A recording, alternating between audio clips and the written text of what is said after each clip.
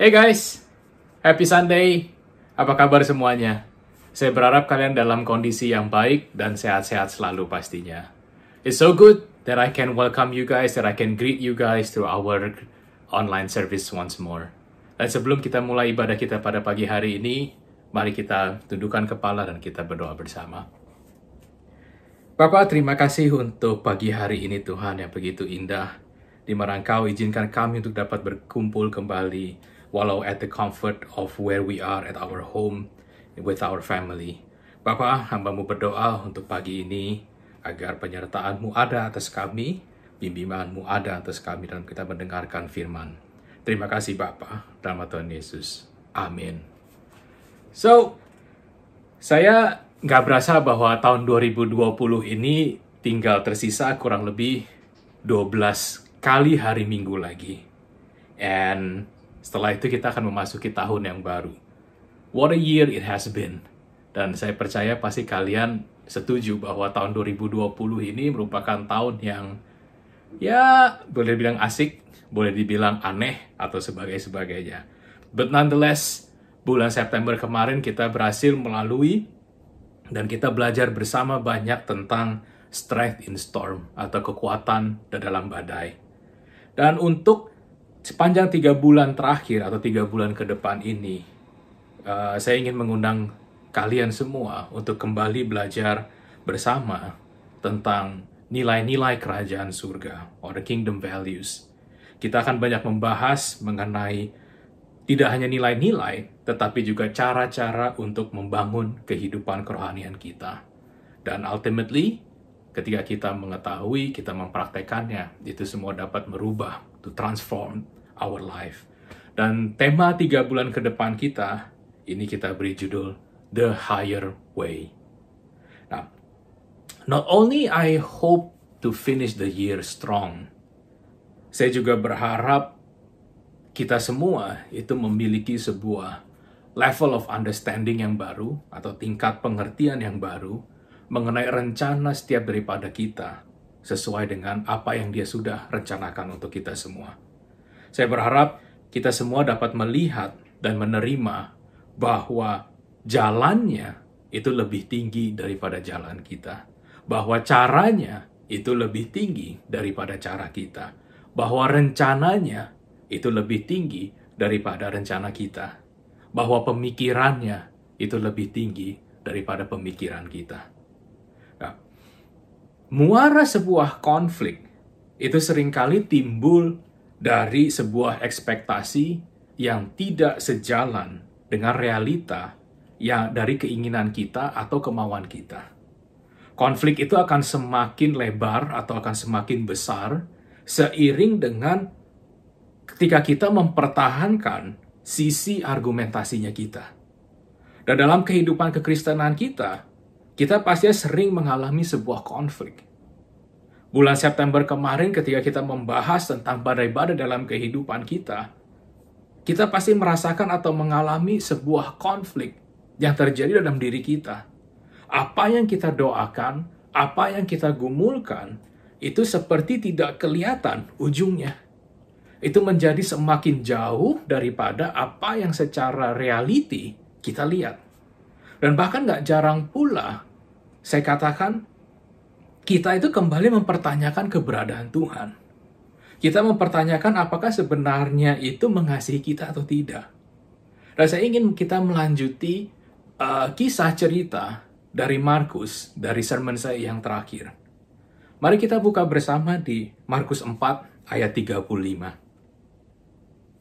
Pada hari itu, waktu hari sudah petang, Yesus berkata kepada mereka, "Marilah kita bertolak ke seberang." Mereka meninggalkan orang banyak itu lalu bertolak dan membawa Yesus beserta dengan mereka dalam perahu di mana Yesus telah duduk dan perahu-perahu lain juga menyertai Dia. Lalu mengamuklah taufan yang sangat dahsyat dan ombak menyembur masuk ke dalam perahu, sehingga perahu itu mulai penuh dengan air. Pada waktu itu Yesus sedang tidur di buritan di sebuah tilam. Maka murid-murid yang membangunkan Dia dan berkata kepadanya, "Guru, engkau tidak peduli kalau kita binasa?" Lalu bangun Lalu ia pun bangun, menghardik angin itu dan berkata kepada danau itu, "Diam, tenanglah." Lalu angin itu reda dan danau itu menjadi teduh sekali. Sermon saya pada pagi hari ini, saya beri judul Vessel. Dan vessel dalam bahasa Indonesia atau bahasa Inggrisnya pun dapat diartikan menjadi dua makna, yaitu perahu maupun sebuah bejana. Tapi saya percaya arti-arti tersebut tidak akan menghilangkan maksud dari apa yang ingin saya sampaikan pada pagi hari ini. Dan jika kalau saudara membaca kelanjutan dari kisah Markus, dalam kitab Markus itu, saudara akan kemudian menemukan kelanjutan atau cerita-cerita dari kelanjutan perjalanan Yesus dengan para murid-muridnya. Saudara akan melihat mujizat-mujizat yang Yesus lakukan setelah mereka itu tiba di tujuan di mana Yesus itu mengajak para murid itu untuk bertolak. Saudara akan melihat Yesus membebaskan orang yang kerasukan roh. Saudara akan melihat cerita mengenai Yesus membangkitkan anak seorang kepala rumah ibadat. Saudara akan membaca ketika Yesus menyembuhkan perempuan yang sudah mengalami pendarahan selama 12 tahun. Saudara akan melihat cerita mengenai orang yang buta yang disembuhkan. Hingga ketika Yesus memberikan makan ribuan orang. Dan hari ini saya nggak akan membahas satu persatu atau bahkan cerita-cerita tersebut. Tapi saya ingin sampaikan adalah ketika saudara berhasil melewati sebuah badai, disitulah cerita atau pekerjaan saudara yang sebenarnya itu baru dimulai. You see, cerita para murid ketika mereka mengalami badai di atas kapal, itu tidak berhenti ketika danau atau laut itu berhenti teduh dan tenang. Tetapi Alkitab kemudian mencatat bahwa perjalanan mereka itu terus berlanjut. Di mana kemudian para murid Yesus itu menjadi saksi-saksi mujizat-mujizat yang Yesus lakukan ke tempat-tempat di mana mereka pergi dan kunjungi. Dan begitu jugalah saya harapkan untuk kita semua itu dapat lakukan juga. Ketika kita berhasil selamat keluar dari sebuah badai, seharusnya ada timbul sebuah rasa dalam diri kita itu untuk melanjutkan perjalanan kita dan melanjutkan apa yang menjadi sebuah tujuan awal when we start our journey. Our story shouldn't stop when the storms end. Cerita kita seharusnya tidak berhenti ketika badai itu berhenti. You see, storms in your life isn't meant to be your story, but rather His story. Badai-badai dalam kehidupan saudara, dalam kehidupan saya, itu tidak tidak ditujukan untuk menjadi cerita saudara, melainkan menjadi ceritanya Yesus, menjadi ceritanya Tuhan.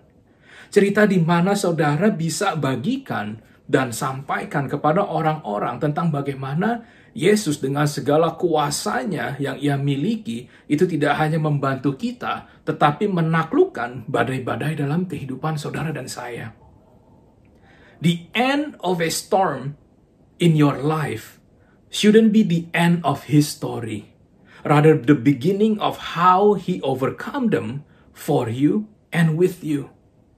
Jadi, badai-badai yang terjadi di dalam kehidupan kita yang sudah berakhir, itu mestinya tidak menghentikan ceritanya mengenai Yesus, mengenai Tuhan, tetapi menjadi permulaan cerita bagaimana Yesus itu berjalan bersama saudara dan saya. Yang menarik dari awal, dan ada dari kisah Markus 4 yang tadi kita baca bersama itu adalah ketika Yesus itu mengajak para muridnya itu untuk bertolak ke seberang. Hal ini menunjukkan dan mengajarkan kita bahwa sekalipun kita sedang menjalani apa yang Tuhan minta untuk kita lakukan, hal tersebut tidak serta-merta kemudian membebaskan kita dari masalah. Melainkan ketika kita menghadapi sebuah masalah, hal tersebut malah akan menunjukkan bahwa Tuhan itu senantiasa berdaulat atas segala sesuatu yang terjadi dalam kehidupan kita. That He is in control over everything. Bisa ada amin? Jadi, Tadi kita lihat bagaimana cerita setelah murid itu pada mengalami badai. Kalau kita lihat sebelumnya, mereka pun juga sebenarnya sudah menjadi saksi atas kebesaran kuasanya. Bahkan mereka pun menjadi pihak yang menerima kuasa.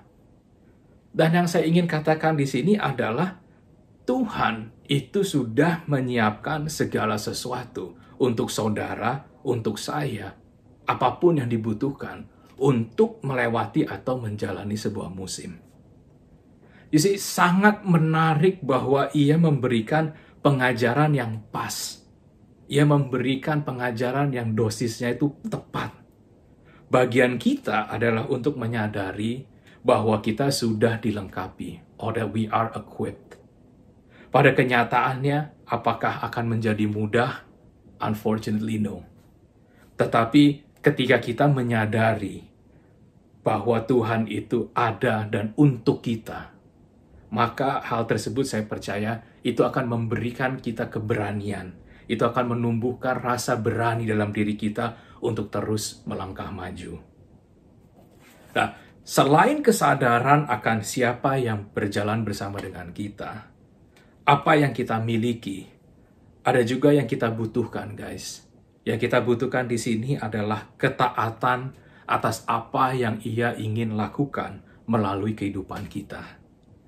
Seringkali kita hanya ingin menjadi pihak itu yang menerima janjinya. Tetapi kita itu keberatan atau takut untuk menjadi pihak yang menyalurkan janjinya kepada orang lain. Saya ingin bertanya kepada saudara, dan ini juga menjadi pertanyaan buat diri saya. Who you rather be? Apakah saudara lebih memilih untuk menjadi generasi yang berjalan selama 40 tahun di padang gurun, atau generasi yang sudah masuk ke dalam tanah perjanjian? Nah, banyak daripada kita itu yang fokus untuk menerima berkat, untuk menerima kesembuhan, untuk menerima mujizat. Nggak salah. Tetapi hari ini saya ingin mengingatkan kita semua bahwa di dalam Tuhan itu ada sebuah hal, ada satu hal yang jauh lebih penting, yaitu sebuah proses. Sama seperti halnya ketika bangsa Israel itu keluar dari Mesir, itu dibutuhkan waktu sedemikian lama. Kenapa? Karena itu waktu yang dipakai oleh Tuhan untuk membentuk ulang karakter-karakter mereka, untuk membentuk ulang nilai-nilai mereka. Dan saya hanya bisa bayangkan, 40 tahun lamanya berjalan di padang gurun, itu pastinya bukan hal yang sederhana, bukan hal yang mudah. Pasti sangat susah, pasti sangat kompleks, pasti sangat mengerikan.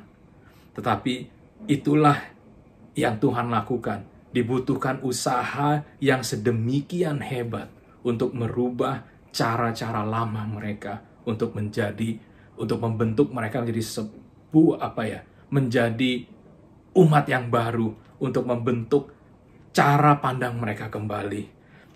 It took them 40 years to enter the promised land. However, perjalanan mereka, struggles mereka selama baik di Mesir maupun di padang gurun, itu mengajarkan mereka banyak hal. Itu baik tentang siapa sih mereka, dan yang paling penting siapa mereka di mata Tuhan. Bahwa mereka adalah umat yang dipilihnya, bahwa mereka adalah umat yang dipanggilnya. Dan saya ingin kalian membayangkan posisi Musa pada waktu itu. Untuk dapat menjadi seorang pemimpin yang memimpin sekian banyak ribu orang.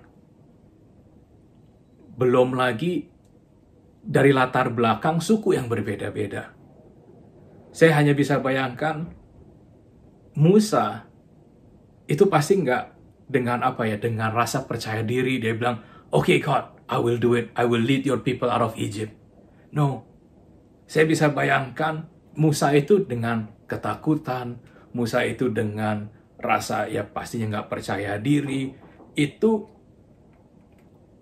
mencoba untuk mungkin bahasanya menawar kepada Tuhan, berusaha untuk meyakinkan Tuhan bahwa ia bukanlah orang yang tepat. Tetapi Alkitab menunjukkan bahwa yang Tuhan kehendaki atas Musa adalah untuk Musa menjadi taat dan menugaskan Musa untuk memimpin bangsa Israel keluar dari Mesir. And that is exactly what Moses did. Dia step up to the challenge. Dia menerima keyakinan bahwa ya, Tuhan atau Allah itu tidak akan hanya menugaskan dia tetapi tidak menyertai perjalanannya. Saudara bisa bayangkan betapa besar tantangan yang Musa dan bangsa Israel itu miliki. Mereka keluar dari Mesir itu bukan sebagai orang yang dengan status itu sudah merdeka, menjadi orang yang sudah bebas. Tetapi disinilah kuasa Tuhan itu ditunjukkan. Kita buka di Keluaran 13 ayat 21 sampai dengan 22. Dikatakan, Tuhan berjalan di depan mereka pada siang hari dalam tiang awan untuk menuntun mereka di jalan, dan pada waktu malam tiang api untuk menerangi mereka, sehingga mereka dapat berjalan siang dan malam. Dengan tidak beralih tiang awan itu tetap ada pada siang hari, dan tiang api itu ada pada waktu malam di depan bangsa itu. Isi penyertaan Tuhan itu ada dengan mereka. Alkitab menceritakan perjalanan bangsa Israel, termasuk ketika mereka pun bersungut-sungut dengan membandingkan kondisi mereka pada waktu mereka masih di Mesir. Dan Tuhan itu juga sudah memberikan mereka makanan. Mereka memberikan roti, Yesus memberikan mereka roti mana.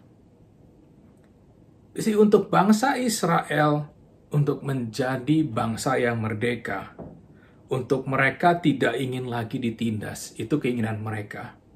Tetapi pada saat yang bersamaan, mereka juga dihadapkan dengan sebuah kenyataan yang tidak mudah juga. Tuhan dalam segala kebesarannya mengetahui jika mereka melewati sebuah proses yang hebat, tanpa mereka melewati sebuah badai yang hebat, tanpa mereka melewati padang gurun itu, maka mereka dengan segala keterbatasan yang mereka miliki, mereka tidak hanya dapat masuk ke dalam tanah perjanjian, tetapi mereka tidak akan mampu mengelola apa yang ada di dalam tanah perjanjian. Kita bisa lihat mentalitasnya mereka. Ketika Musa mengirim 12 pengintai, yang notabene mereka itu adalah para pemimpin-pemimpin dari kepala-kepala suku di antara bangsa Israel. Dari 12 hanya 2 yang percaya akan penyertaan Tuhan, yang percaya akan jika Tuhan berkenan mereka dapat masuk dalam tanah perjanjian itu. Dan hari ini, is there any Joshua and Caleb inside of you or in you? Saudara akan melihat banyak kebaikan. Saudara melihat banyak penyertaan Tuhan dan janji Tuhan yang ada dalam kehidupan saudara. Bahkan, saudara pun sudah pernah mengalami atau melewatinya. Pertanyaan saya adalah, apa yang saudara lakukan atau perbuat dengan pengalaman itu semua? A.R. Bernard katakan begini, there are people who need what is inside of you. Ada orang-orang yang membutuhkan apa yang ada di dalam diri saudara. It is so interesting, guys. Ketika saya mempersiapkan sermon ini, saya sadari pasti ada sesuatu dan harusnya ada sesuatu dalam diri saya. Itu yang orang lain butuhkan. Jika nggak ada, saya harus melihat bahwa keberadaan saya itu tidak ada gunanya. Bahwa saya tidak memiliki fungsi. 2 minggu lalu ketika Dr. Didit itu bercerita tentang garam, hal tersebut mengingatkan saya bahwa saya itu ada di tempat saya saat ini berada, itu memiliki fungsi to bring out God flavors of His earth. Jadi itu udah merupakan apa yang saya punya dalam diri saya, itu pasti atau dibutuhkan oleh orang lain di sekitar saya. Isi bangsa Israel adalah bukan hanya cerita bangsa Israel, itu bukan hanya untuk cerita kalangan sendiri, bukan hanya untuk cerita golongan mereka sendiri, tetapi percaya atau tidak, sampai hari ini cerita tersebut masih diceritakan oleh orang-orang up to this moment. Ketika Allah menuntun bangsa Israel berputar melalui padang gurun, yang dibutuhkan dari mereka adalah ketaatan. Kita nggak mengerti mengapa Allah harus menuntun mereka itu nggak langsung kepada tempat tujuan. Kita nggak akan ngerti kenapa Allah itu menuntun mereka, mengarahkan mereka itu untuk berputar ke jalan yang lebih sulit melalui padang pasir. Dan gak jarang guys, ketika kita dalam sebuah pergumulan, kita mengharapkan untuk Tuhan itu selalu memberikan kita jalan yang mudah. Tetapi unfortunately yang sering terjadi adalah sebaliknya. Yang Tuhan berikan atau Tuhan tuntun, Dia arahkan kita ke jalan yang lebih sulit. Tapi here's the good news. Satu hari kita akan tahu bahwa Tuhan itu memiliki maksud dan rencana yang lebih besar. Remember, His way is higher than ours. Percaya bahwa Tuhan itu menggunakan masa di padang pasir untuk mengajar dan mendewasakan bangsa Israel. Bangsa yang Ia panggil, bangsa yang Ia pilih. Begitupun juga saudara dan saya. Bahwa ketika kita dituntun untuk masuk ke dalam situasi yang lebih sulit, situasi yang lebih tidak mengenakan, percaya, itu semua adalah bagian dari Dia mengajar kita, dari bagian Dia mendidik kita, bagian kita diajar untuk mendewasakan diri kita. Percaya bahwa jalan yang Ia pilih itu akan menyiapkan kita untuk dapat berhasil. Karena itulah yang Tuhan lakukan untuk bangsa Israel. Menyiapkan mereka untuk mereka berhasil masuk ke dalam tanah perjanjian. Allah kita adalah Allah yang setia, no doubt. Saya tidak sangsi, tidak ragu sedikit pun. Sehingga apapun yang kita hadapi, kita dapat mempercayainya bahwa Ia akan selalu menuntun kita dan memelihara kita. Kita mungkin tidak memahami mengapa kita harus atau kenapa kita dibawa ke jalan yang saat ini kita lalui. Tetapi guys, kita seharusnya dapat percaya bahwa hal tersebut itu diizinkan terjadi untuk menolong kita bertumbuh dalam iman dan dalam kedewasaan kita mengenal siapa Tuhan kita. Ketika kita berada di padang gurun, yang diminta dari kita adalah ketaatan kita. Dan hal tersebut itu akan menentukan kualitas iman kita kepada Tuhan. Saya percaya ketika saudara ada atau berada di tengah padang gurun, semuanya akan terlihat sama. Have you guys been to a desert? Saudara, it's so easy to get disorientated. Saudara nggak tahu yang mana utara, yang mana selatan, yang mana barat, yang mana timur.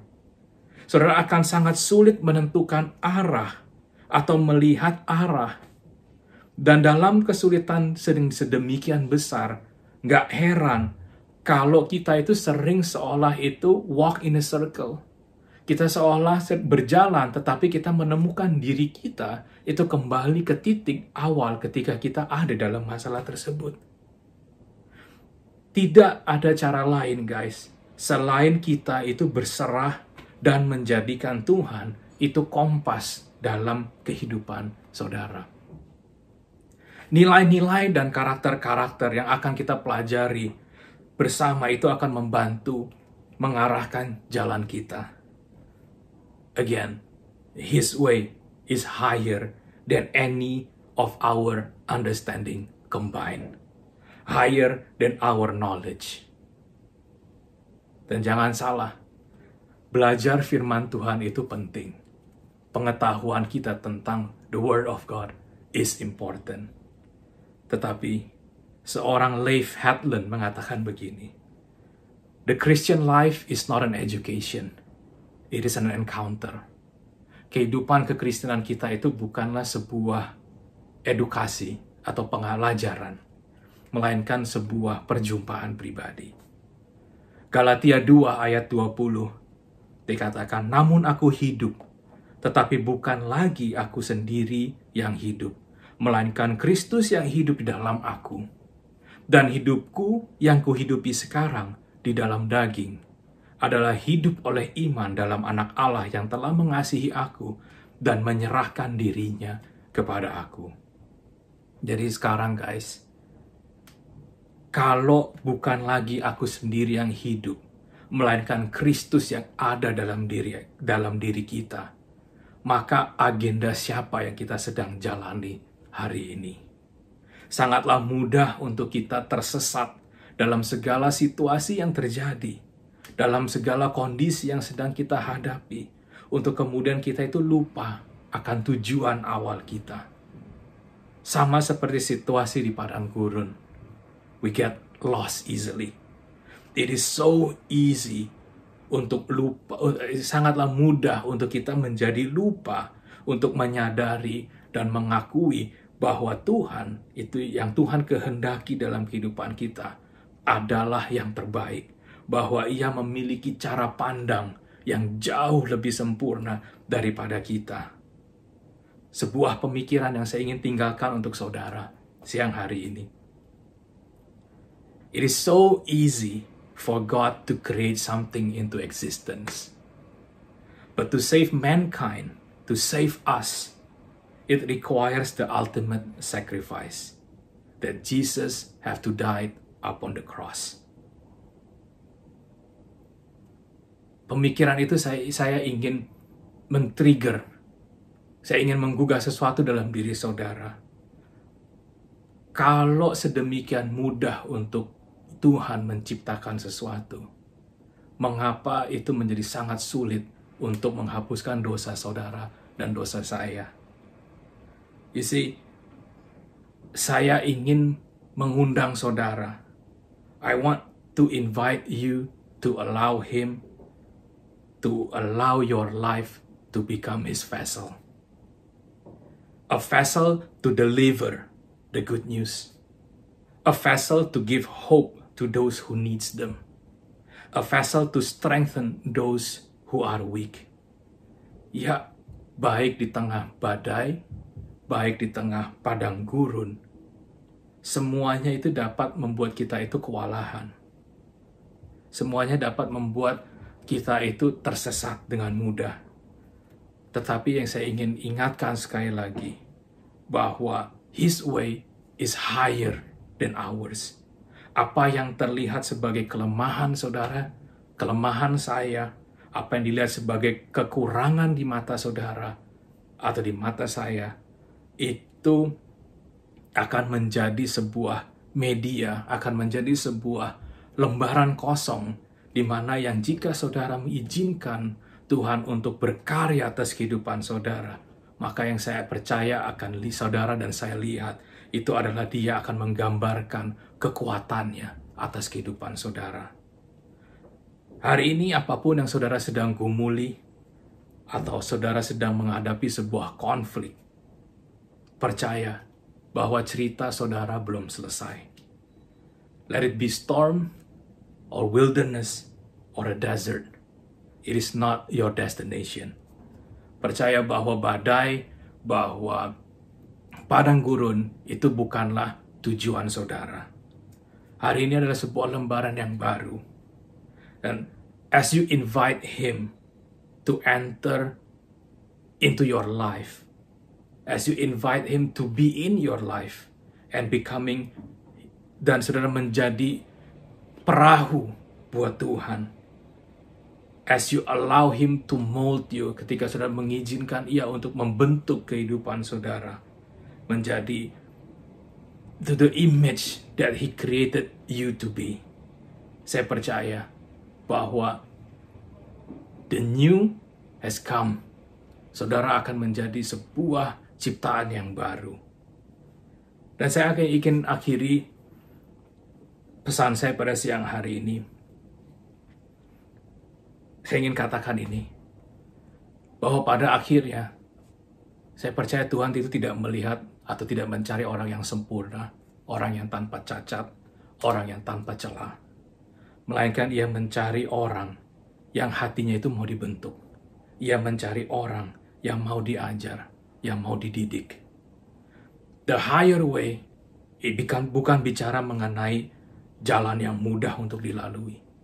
The higher way bukan berbicara mengenai jalan pintas atau jalan singkat, melainkan the higher way berbicara mengenai proses yang dia akan prepare you for what is to come. Ketaatan saudara dalam segala musim itu akan membukakan pintu-pintu yang pengalaman saudara sebelumnya tidak pernah akan bisa membuka.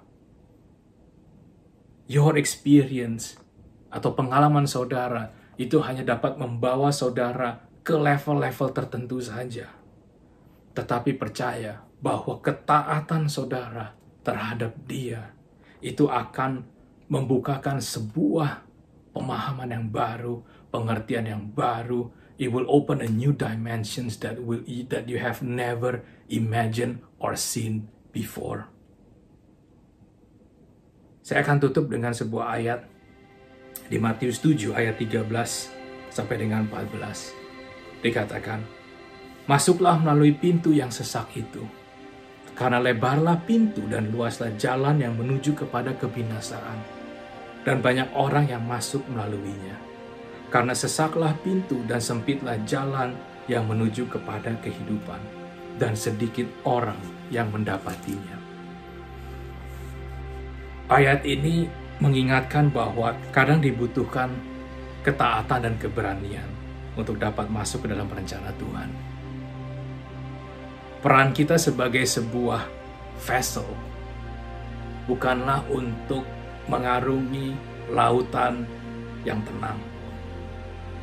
We are made differently. We are wired differently. If I may say, we are recreated differently. Salah satu yang saya sering katakan di gereja ini adalah, as much as I want this church, sebesar-besarnya saya mengingini gereja ini untuk menjadi rumah bagi banyak orang, menjadi tempat yang dimana mereka dapat merasa aman, mereka dapat merasa diterima, mereka dapat merasa tidak dihakimi, atau menjadi tempat di mana mereka bisa menjadi a real person. As much as I want that for our church, saya ingin katakan, tapi I can't afford for this place to become a place where it doesn't grow the people. And for that, untuk sesuatu dapat bertumbuh, saya percaya tidak akan ada sesuatu yang bertumbuh ketika kita berada dalam sebuah zona yang nyaman. Nothing will happen in comfort zone. To keep growing, untuk dapat terus bertumbuh, we have to keep going. To keep growing, you have to keep going. Percaya bahwa Tuhan senantiasa yang menuntun langkah-langkah kita. Will you make mistake? Atau apakah saudara tidak akan membuat kesalahan? Pasti saudara akan membuat kesalahan. Tapi percaya, kesalahan-kesalahan yang saudara buat atau akan buat sekalipun, itu tidak akan membuat saudara ditinggalkan. Don't be discouraged when He asks you to do something, even when it doesn't make any sense. Seringkali jarak pandang kita terbatas, baik itu oleh sudut pandang maupun hal-hal yang lain. Tapi cara pandang Dia, jarak pandang Dia, itu pasti lebih baik daripada kita. Learn to live a life that listens to His voice and follow it. As I close today's session, seiring dengan saya mengakhiri ibadah pada siang hari ini, I just want to pray for you guys, for a heart that seeks to obey Him in every situation. Dan jika saudara adalah orang-orang yang merindukan untuk menjadi taat atau ingin belajar untuk menaati apa yang Ia ingin saudara untuk lakukan, our prayer team stand by untuk membantu saudara, untuk mendoakan saudara. And as I pray for you to surrender and trust His goodness, sehingga dengan saya berdoa untuk saudara berserah dan percaya akan kebaikannya, akan kasihnya kepada saudara. Saya ingin ada sebuah hati yang percaya bahwa Ia tidak membawa atau menuntun ke tempat yang salah. I pray that your obedience will open doors that no man can shut. Let's bow our head. Bapa, terima kasih untuk siang hari ini Tuhan. Hamba-Mu berhenti menyampaikan firman-Mu. Hamba-Mu berhenti menyampaikan kebenaran. Tapi hamba-Mu terus berdoa Tuhan, agar hadirat-Mu dapat terus bekerja dalam setiap anak-anak-Mu. Bapa, hamba-Mu berdoa untuk Engkau dapat menuntun mereka. Baik mereka melewati sebuah masa, sebuah musim yang tidak mudah. Hamba-Mu percaya penuntunan-Mu sempurna, bahwa mereka dalam rencana-Mu, bahwa mereka tidak pernah luput dari pandangan. Bapa, hamba-Mu berdoa untuk sebuah hati yang haus akan ketaatan akan Engkau Tuhan, yang peka akan suara Engkau, yang mau berjalan sesuai dengan apa yang Engkau minta mereka untuk lakukan Tuhan. I pray for a humble beginning for everyone yang membutuhkan. Hamba-Mu percaya bahwa dalam segala kedaulat, dalam segala kebesaran-Mu, dalam segala masalah yang besar sekalipun, Engkau tetap berdaulat atas kehidupan mereka. Terima kasih Bapa. In Jesus' name, Amen.